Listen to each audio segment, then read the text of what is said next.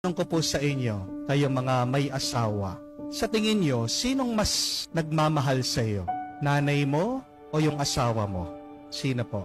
Who love you most? Your mother or your partner? Ha? Yung totoo po, wag po kayong mahiya. Mother. Ito po yung susunod na tanong ko.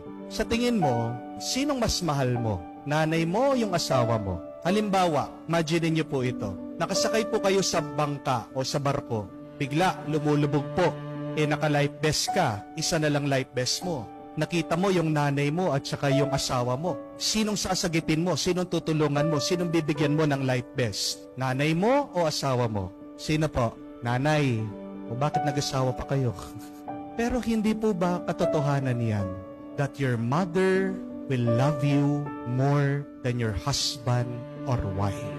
Mas mahal ka ng nanay mo kesa sa asawa mo. Amen? Kahit na ano pang pinangako ng asawa mo ni nililigawan ka, pinangako niya, ibibigay niya ang bundok, ang dagat, ang buwan, kahit na nangako siya, kayong dalawa forever and ever, alam natin yan sa puso natin. Walang ibang magmamahal sa iyo bandang huli kung hindi ang iyong ina. Amen? And also, remember this, your mother will love you more than your friends.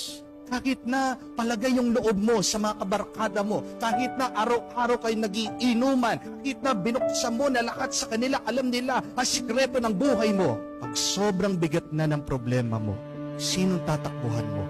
Sinong nandyan, makikinig sa'yo, hindi ka iiwan, kung hindi ang nanay mo. Mas mahal ka ng nanay mo kaysa sa mga kaibigan at kabarkada mo. Amen? And lastly, remember this. Our mothers will love us more than they love themselves. Mas mahal ka ng ina mo kaysa sa pagmamahal nila sa kanilang sarili. Kaya nga, isusubo na lang nila, ibibigay pa sa iyo. Amen? Pag wala kang pera, kakapalan nila ang mukha nila para mangutang, para makapagbigay lang sa iyo ng pera. Kaya nga masasabi natin na ang pagmamahal ng isang ina, sinasalamin ang pagmamahal ng Diyos. Remember that, if you want to experience the love of God, stay with your mother. Do you want to feel God's love? Then be with your mothers. Because a mother's love reflects God's love. Amen? At anong klaseng pagmamahal ang meron ang Diyos at ang isang ina?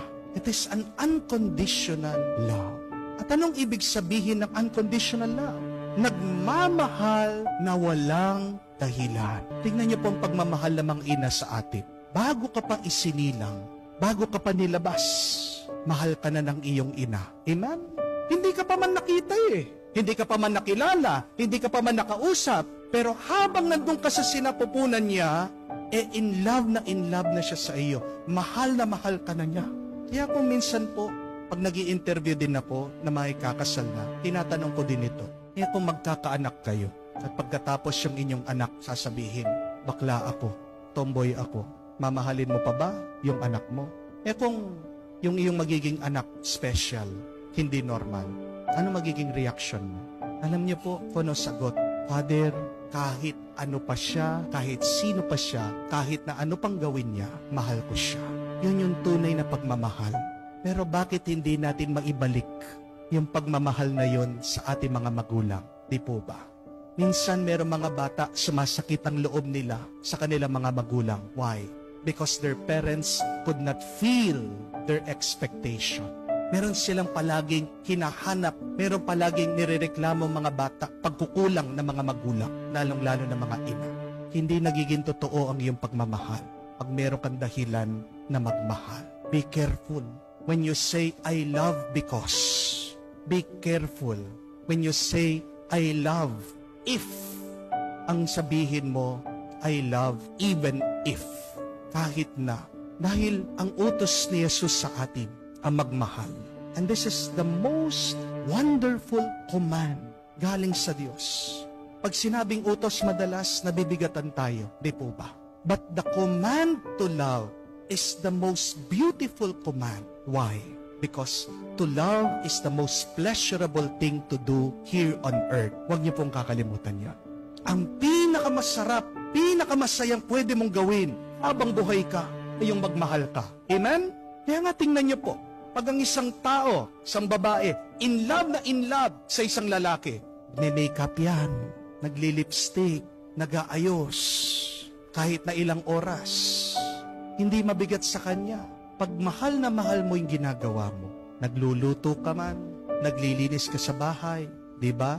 Hindi ka nagrereklamo. Pero alam na alam mo, kulang sa pagmamahal. Bakit? Pag nagtatrabaho, naririnig mo, bumabagsak ang mga gamit. Pag naghuhugas ng pinggan, naririnig mo, kumakalaksing, bumabagsak ang gamit. Pag magiging masaya, magiging maganda ang buhay natin kung nagmamahal. Kaya magandang tanungin ngayon, ano ba yung mga dahilan mo?